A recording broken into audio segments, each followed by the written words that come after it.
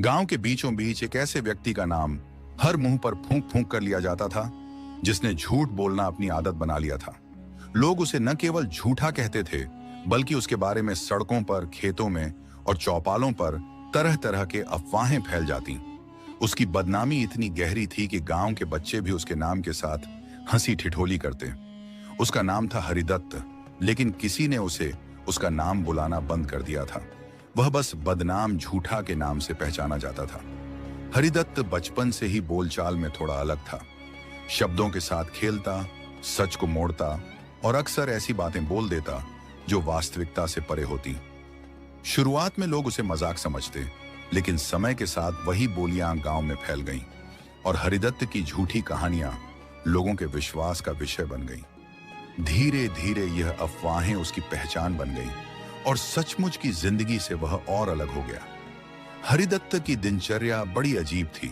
सुबह उठकर वह गुरुदेव के आश्रम की तरफ जाया करता, वहां कुछ ज्ञान की बातें सुनता और शाम को वापस गांव में अपने किस्सों को नए रंगों में उछालता। परंतु इन किस्सों ने न केवल उसकी जिंदगी को बदनाम किया, बल्कि उसके घर परिवार को भी प्रभावित किया। गांव वाले कहते, झूठ बोलने वाला हमेशा झूठ के जाल में फंसता है। हालांकि हरिदत्त के मन में खुद अपनी बातों का प्रभाव समझने की क्षमता नहीं थी, पर उसकी मां ने बार बार उसे सच बोलने की सीख दी थी। एक दिन गांव में बड़ा नाटक हुआ। गांव के बुजुर्गों ने पंचायत बुलाई, क्योंकि खेतों की सिंचाई के पानी के बंटवारे को लेकर एक बड़ा झगड़ा शुरू हो गया।